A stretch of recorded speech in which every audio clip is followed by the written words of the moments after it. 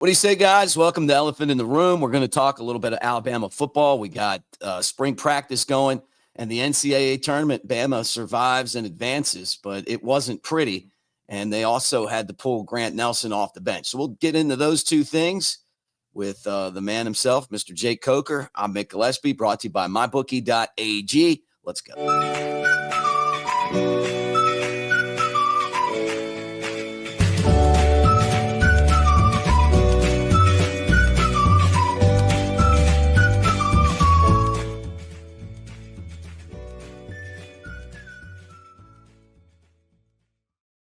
All right, coming at you from Vegas, coming at you from Mobile. What's up? Usually you're pretty good at hiding the hangover. You're struggling today. Yeah, there's no hiding this one. Yeah, for everybody that doesn't know, we get in the studio prior to the show starting, and a lot of times I'm a little late, and Mick's, I can tell he's looking through other files and stuff on his computer. I log in today, and this dude looks like he's leaning on his own fucking tombstone. Oh, gosh. I need to take it easy. I'm leaning on the tombstone. What a great way to start the show. Hey, and let me remind you guys, too, that we're brought to you by MyBookie.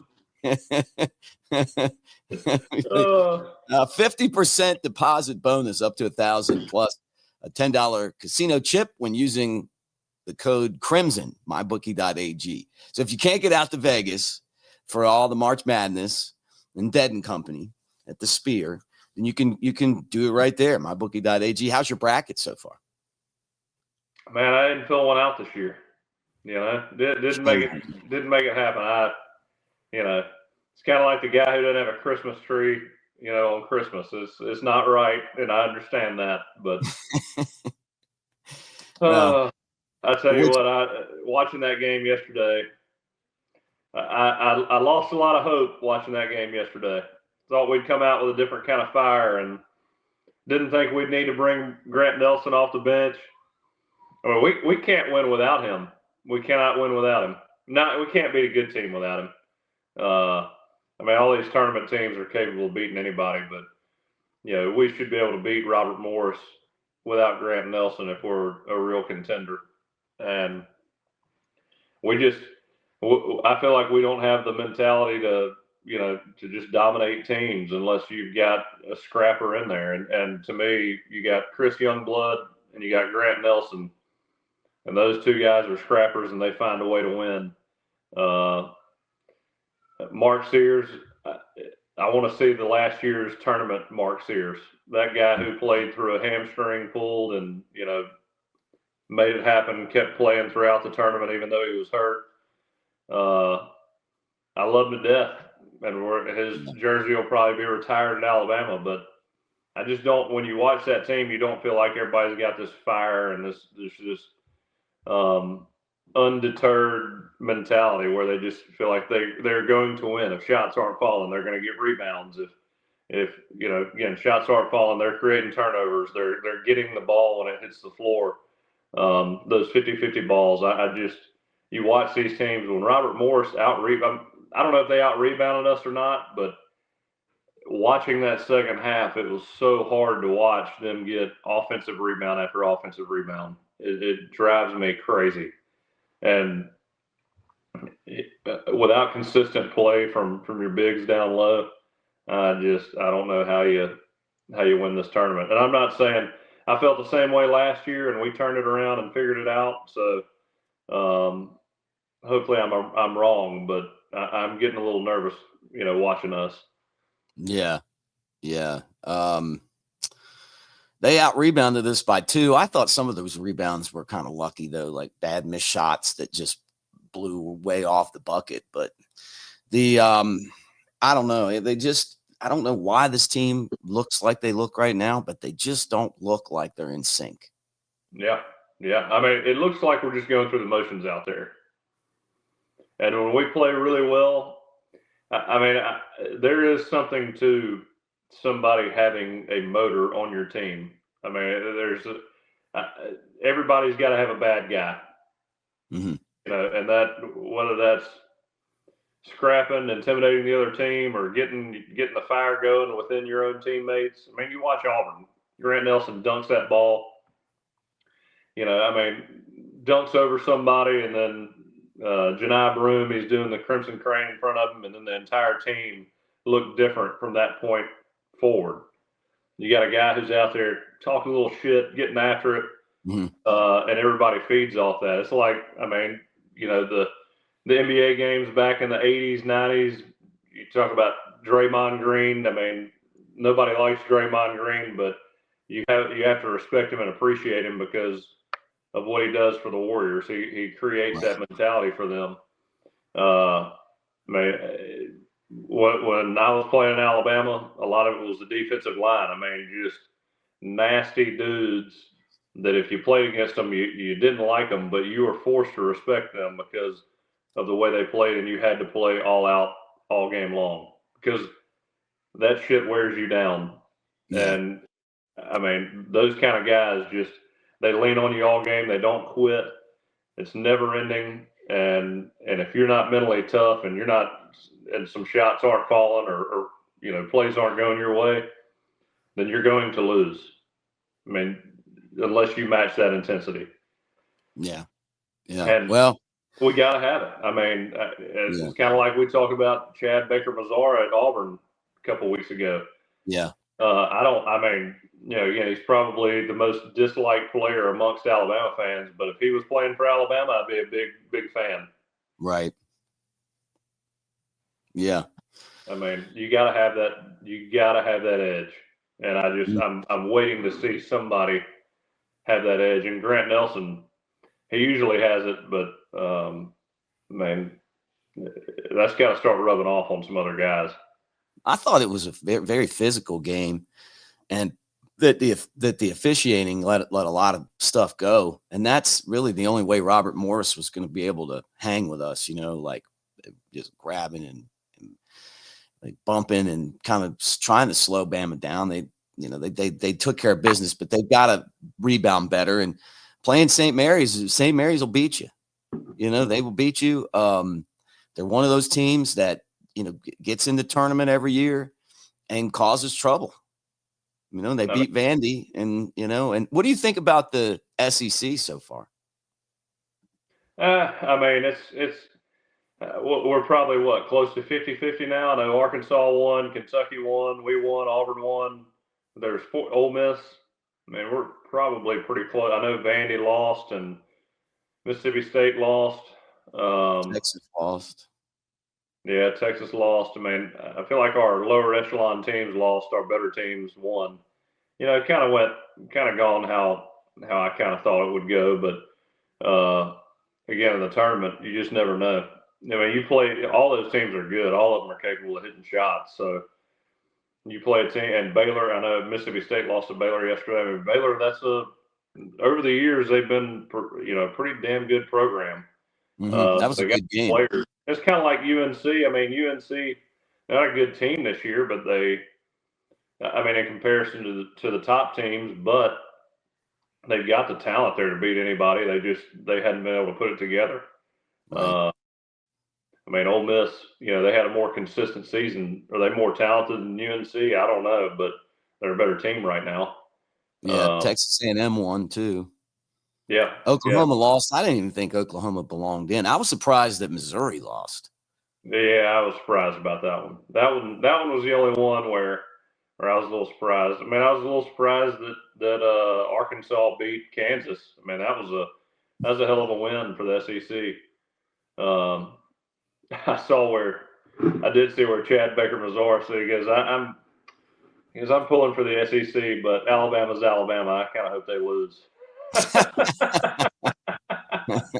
See, I love that. I love that. Yeah.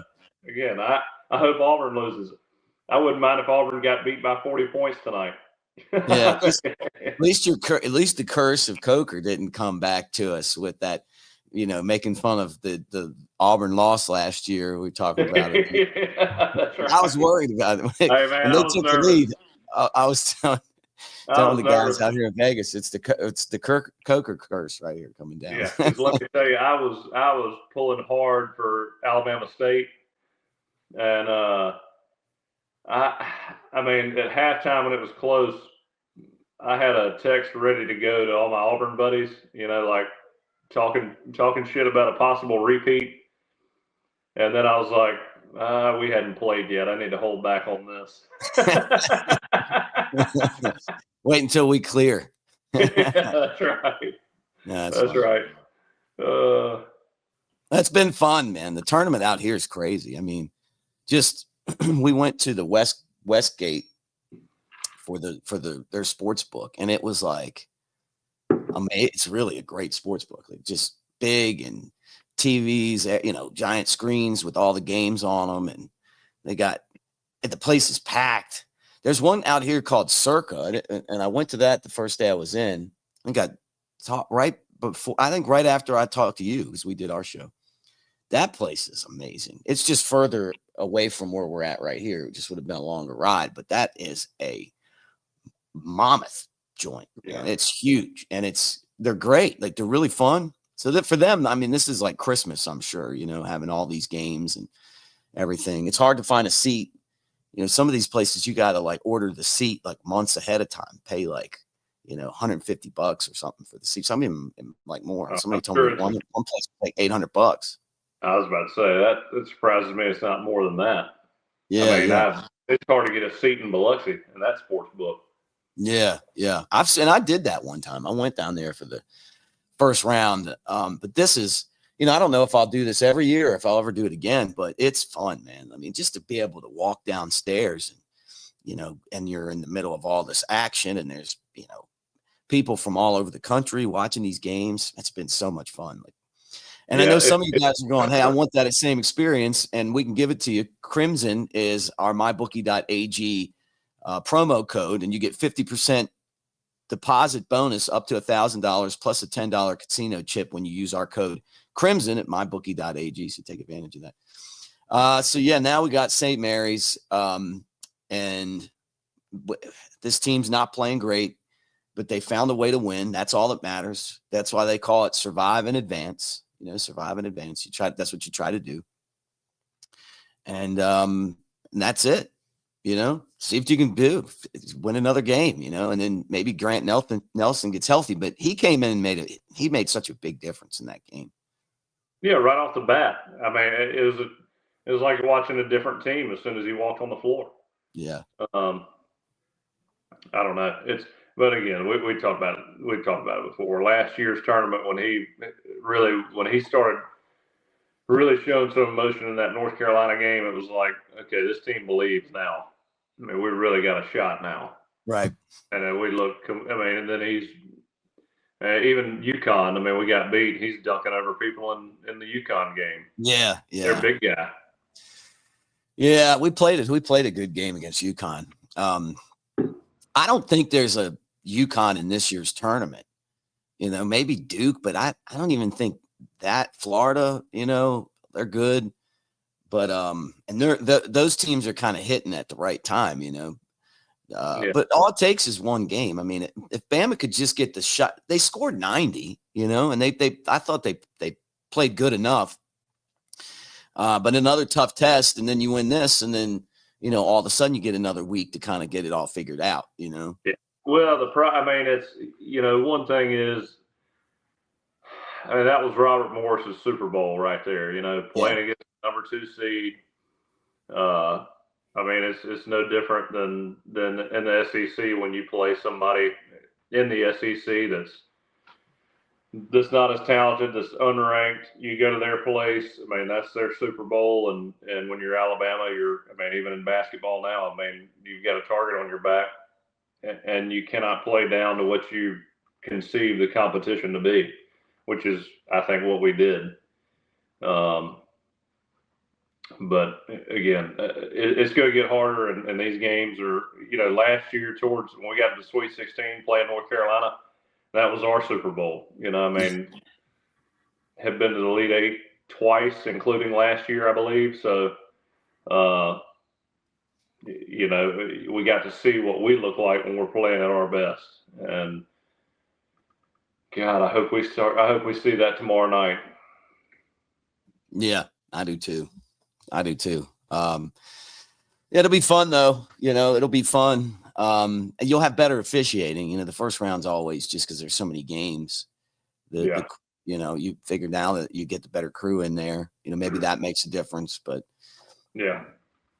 Hey, in football news, you hearing a lot of rumors about Mac playing really well? Yeah, I have heard that. So what do you think? What do you think of that? Man, I'm hearing a lot of good things about the way he's looking now. Which I still didn't think that you still don't know if they're. I mean, rumors, how true they are, what's really going on. Ty Simpson, I still can't imagine gets passed up, but at the same time, man, 3 years in the same offense. I feel like that second to third year is usually when you see those guys really jump. This will be his second year in the program. Knows all those guys can kind of take on a leadership role. I mean, he's stuck in a tough place because he's either got to beat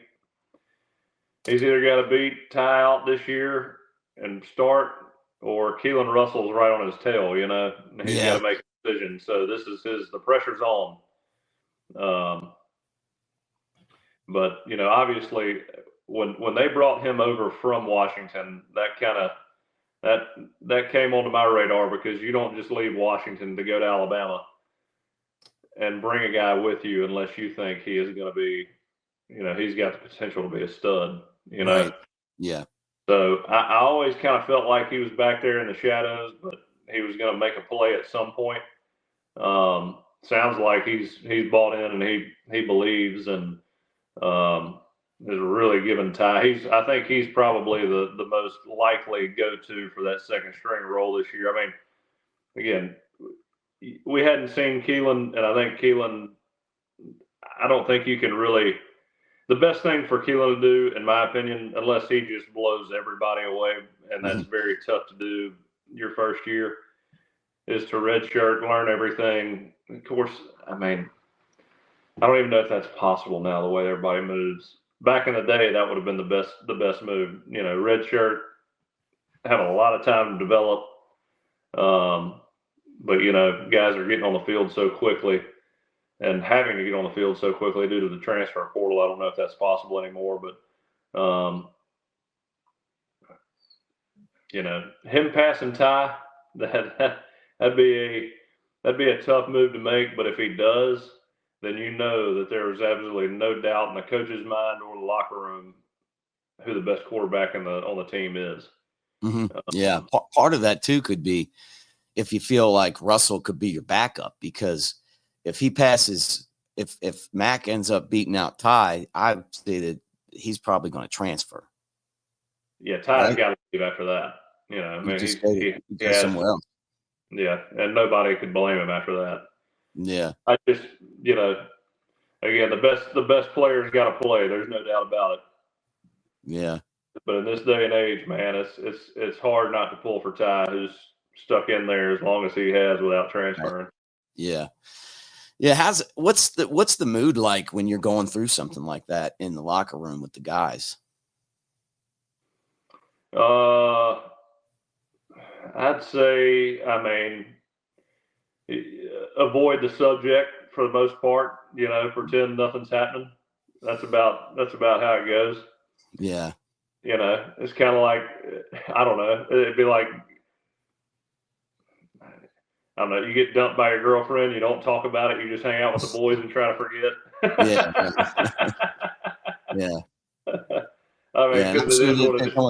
Well, other guys are going through their battles too, but it's, quarterback is basically the captain, the leader of the team. Like it's the person that everybody looks to. And you be quarterback at Alabama, it's a big deal. People never forget your name or your face or your number. So. Yeah, I mean, and you also got to realize, I mean, you're, all the quarterbacks for me. You spend more time with the rest of the quarterbacks than anybody else on the team. I mean, meetings. All the meetings you go through, all the off the field stuff, the voluntary stuff. I mean, you're always with the other quarterbacks, and you want to be good buddies with everybody, and you can't let that affect that relationship because, I mean, again, at the end of the day, you're going to play football for so long. The coaches are making that decision. You want to be buddies. I mean, really close friends and buddies at the end of the day because, football on that team's over in 2 or 3 years. Yeah. It's awesome to see old teammates at weddings and all that and be friends, for the rest of your life rather than make an enemy out of somebody just because you're competing against them on on the football team. Yeah. Don't get me wrong. There's a lot of weight. There's a lot of weight in that, and it has a huge impact on your future. But at the same time, can't get lost in all that. No. And it's going to be interesting to see how it plays out. Bama having their second junior day in Tuscaloosa. So, some of the biggest recruits in the country are there. And, you're talking about another opportunity for Coach DeBoer and his staff to get in front of people. They've been coming to some of the practices as guests and now this, but the junior days are really important.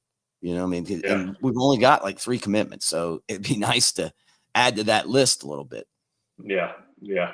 I tell you, I know there's a second. I have a hard time paying attention to recruiting now because it's so. I mean, it's just so all over the place. The transfer portal, the high school guys. How do you juggle that? Yeah. And it sounds like Kalen and the rest of the coaching staff, for the most part, are going to rely on that transfer portal for a lot of their key positions, and then bring in. I mean, you're probably going to see less commitments out of high school because they're just trying to get the best of the best that can play early. I mean, but I also did see where, which I knew was coming, but this year you're going to see a whole new Ryan Williams. I mean, Calen's talking about moving him inside, outside, switching him around, allowing him to learn different positions, different alignments, which goes to show you. I mean, again, last year, you're plugging and playing a 17-year-old who's just got more God-given talent than anybody else on the field. But just trying to learn as he goes. Throw him out on the field. Hey, run this. Draw it in the dirt. Got it? Yeah, sure. Right. Yeah. Because once you're running routes from that, from the slot or anywhere outside of, being the Z or the X, you're running a lot more routes in traffic. You got to have a lot more feel, a lot better understanding of the goal that you're trying to get to in terms of running that route against whatever coverage you're running. Yeah. So to me, that shows he's really picking up on his landmarks and what he should be doing, how he should be attacking the defense. And we're going to see a lot more creative stuff. And remember, when you got a guy like Ryan in there who's 17, who's been there for he got there during the summer last year, right? Yeah, he did. Yeah, so he had been there for 3 months before the first game. That's crazy, and had that kind of season. Now you're going to see, you have to have him out there because even on shot plays where he may be the clear out route, you still got a chance to throw it to him, and people are still afraid of him. But when you can move him around and now he understands, what he's supposed to be doing, and you can create plays for him from different spaces and different spots. It's like Coop in 2014 and then Calvin later on in 2015 when he came in as a freshman. It was kind of the same scenario, but halfway through the season, he really got a good understanding of what he needed to do. Yeah. And that when you can start finding different ways to get a guy open, finding matchups, because now he's more comfortable. It just opens up so many different options. And so I'm really excited to see what we do with him outside of just, hey, can you run the go here? Can you run the post here? And really find new ways to get him open, get good matchups. Yeah. And it sounds like he puts the time in to be great at this, and he's going to be he's going to be a stud. I'd love to see. I'm sure he's. I'd love to see him at 20 pounds heavier than what he was last year and just be physically dominant. I mean, athletically he was dominant, but I want to see him. I can't wait to see what it looks like when he's got Julio Jones frame. I mean, I Yeah. know not quite as tall as Julio, but having that length and that strength, man, that was what separated Julio to me. That speed and also just being so much stronger Yeah. than most of the guys that he was guarding. I mean, either he was bigger and stronger, or he was about the same strength and a lot faster than whoever was Yeah. guarding him. He was a super freak, man. Talk about a Uh, guy. I I think he's one mean, of the best ever to me. yeah, dude. Julio. I mean, I didn't know Julio until I met him while I was playing. You know, he'd be in the locker room before games and stuff, and I mean, he had the golden key to whatever he wanted in Tuscaloosa for good reason. You know, I mean, just one of the best guys you can meet, and then one of the best athletes as well. But watching him work out when I got to know him was after my senior year, and I worked out with him, and I mean, I remember him running routes for the first time, and you got to remember, I've thrown to a lot of really good athletes, but I don't know if I've ever thrown to somebody that athletic that is that big. And the first time I threw to him, I was like, man, how the hell does anybody throw you the ball? I was like, this is, what usually takes 7 or 8 steps for a normal human being. He's covering that ground in like 3 or 4 steps, Right. like a skinny post or any kind of timing route. And he's like, man, it takes a little while. Even he was playing with Matt Ryan at the time. He was like, he's like, Matt had his issues with it to begin with too. He's like, you can't throw it directly at me. You got to put some air on it so that I can adjust to it. And I'm like, air on it to adjust to it on a skinny post or a route like that. I'm like, what are you talking about? Yeah. I mean, he's so fat. It's not like a deep ball, where you're putting air on it. I'm talking about like a mid-range throw. He's like, I'll be there so quick, and I'll come out of my break so quickly. You just got to let me adjust to it. And that's what I'm talking about when I talked about earlier on this podcast. Good receivers, like the difference is you have a lot more leeway when you throw the ball because they're going to adjust and make the play rather than you having to put it on them every time in the same spot. But yeah, I mean, I thought it was so funny because when I asked him that question, I knew that he's answered that question a lot. Yeah. So there's been a lot of quarterbacks that are like, what the hell do I do? Yeah. Yeah. It's just it's a completely different tempo than anybody else you've ever thrown to. Yeah. Yeah. That's awesome, man. And then he's, I think I told you that story where we're sitting there. Me and Richard Mulaney are talking after a workout, and they got those box jumps, about eye level with me, and everybody's trying to jump and do it, and nobody can do it, and everybody walks off, and me and Richard are talking, and Julio walks up and kind of looks around, and he just jumps up there, no problem, just lands both feet, steps down and walks away, and me and Richard look at each other like, what the hell? It's like watching an alien land. Yeah. I totally got that. Is he still playing, or is he retired? I think he's done now. I think so. I mean, I know he left Atlanta and went to the Titans, and I think he's done now. But yeah, you talk about a freak and a good dude. I mean, that's what Coach Saban, his number one's got to be Julio. Got to be, in terms of a guy that plays hard, builds culture, does everything right off the field. Yeah. Well, he also sent basically a message to everybody that the best players are coming to Alabama again. Yeah. Well, he sent that message back then. Bama hadn't won a championship yet. Yeah. But also, there's been a lot of number 1, number 2, number 3 players in the country that have gone somewhere that haven't panned out. Yeah. But a guy that shows up and is all about business and gets it done and is a freaking animal in every aspect of the game. I mean, to make that statement and then get there and prove himself to be right. I mean, that's a hell of a move. It takes a special guy. Yeah, it does. Well, practice in the rolling on. They'll try to keep spacing it out to get us to the April 12th 8A scrimmage or whatever they're going to call that. But when we'll be watching basketball. One thing I want to tell you guys again is, you don't have to be out here in Vegas to experience the same fun. And you can do that at mybookie.ag. 50% deposit bonus up to $1,000 plus a $10 casino chip when using the code Crimson, mybookie.ag. So you still got time to take Bama. You got time to play all these games. And you know what? It's going to be another great weekend of basketball. This is the best.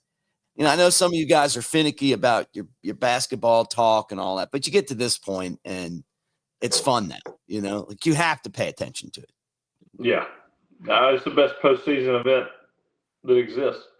Yeah, no doubt. No doubt. Well, good hanging out. I'll see you in person this week, I think. Yeah. I hope you're recovered by then. That voice is getting a little shaky. It is. I've got my liquid IV here, and we're gonna take it easy. Yeah, I saw you try to drink it that one time. It feels like that right now. The shakes. It feels like that. I haven't eaten yet today, and because I wanted to. I'm dedicated to the show, so I said before I even recover, I'm just gonna jump on here for you guys, give you what you want. Elephant in the room.